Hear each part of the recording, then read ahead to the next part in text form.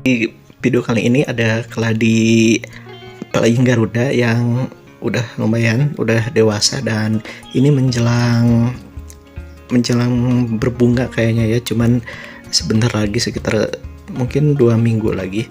Nah, ini yang daun ini kan banyak yang ngeluh katanya nggak ada sayapnya ketika dewasa. Nanti jangan di skip ya, karena ada ini tip-tip yang mungkin bermanfaat buat sobat semua.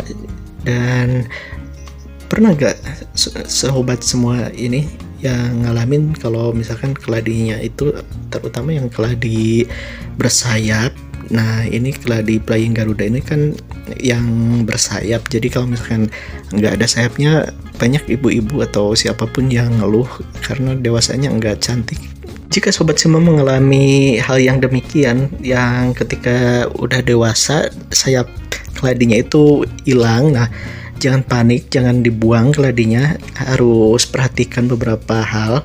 Yang pertama mungkin dari segi media tanam juga. Kalau misalkan dari media tanam ya tentunya kalau misalkan kurang subur dan kurang gembur, menyebabkan batangnya juga jadi agak memanjang. Nah, kalau ini lumayan dengan posisi penempatan yang pas, jadi batangnya juga enggak terlalu tinggi, bulat dan juga lebar besar. Jadi kalau misalkan ini posisinya di tempat yang pas, ini akan makin bagus, posisinya akan meroset. Buat sobat semua harus dijalani aja ya dalam perawatan, jangan diambil pusing, jalani aja sesuai dengan tanaman-tanaman lain. Banyak yang ngeluh, jadi yang gara-gara nggak suka keladi itu katanya ribet dalam hal perawatan, tapi kalau misalkan udah dicoba biasa aja sih.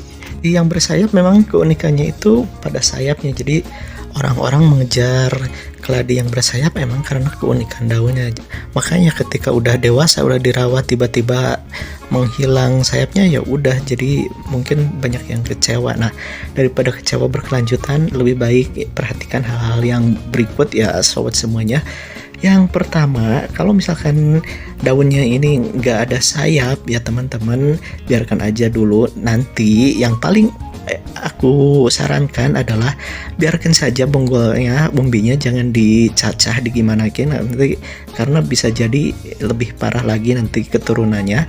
Mendingan dibiarin aja sampai memberikan anak dari anak samping. Nah, nanti anak sampingnya itu kemungkinan balik lagi ke indukan yang tadinya bagus, yang ada sayapnya. Biarkan anaknya itu ditanam atau mau diambil di tempat lain, disediakan media yang bagus. Teman-teman sobat semua juga pastinya sudah tahu kalau media yang bagus, nanti ambil anaknya dan tanam di tempat baru. Nah, itu kemungkinan bakalan balik lagi ke indukannya.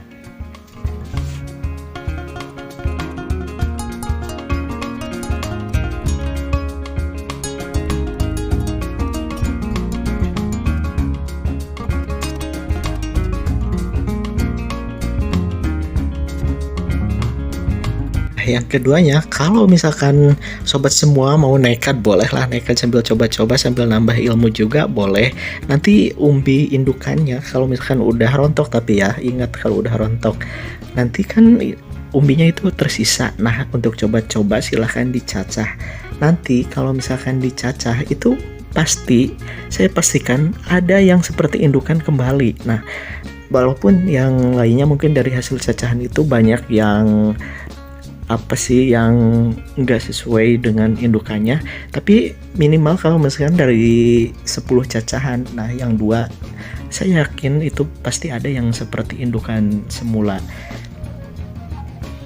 Nah, ketika si indukan tumbuh lagi dan dari hasil cacahan, biarin aja dipakai media yang bagus, yang mungkin sekam busuk campur kokopit juga itu bagus. Dan pastinya harus keadaan lembab ya, kalau keladi medianya harus lembab dan ditempatkan full sinar matahari. Kalau ini sih saya jamin kalau si Playing Garuda ini, karena saya udah beberapa kali nanam di tempat mana-mana, dipastikan kalau misalkan di full sinar matahari, full hujan juga, ini yakin bagus sih, yakin kuat.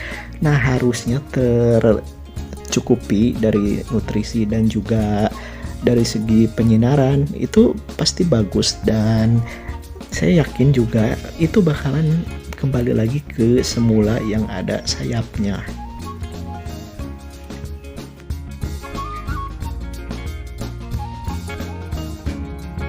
Alkampung semuanya, jika pengen banget, ngebet banget sobat Alkampung semua, ingin keladi Playing Garudanya tetap konsisten sepanjang masa dengan daun yang cantik dan juga sayapnya yang tidak hilang, harus harus ada anak kucing 2 yang harus selalu menunggu daun keladinya. Oke, itu canda kali ya.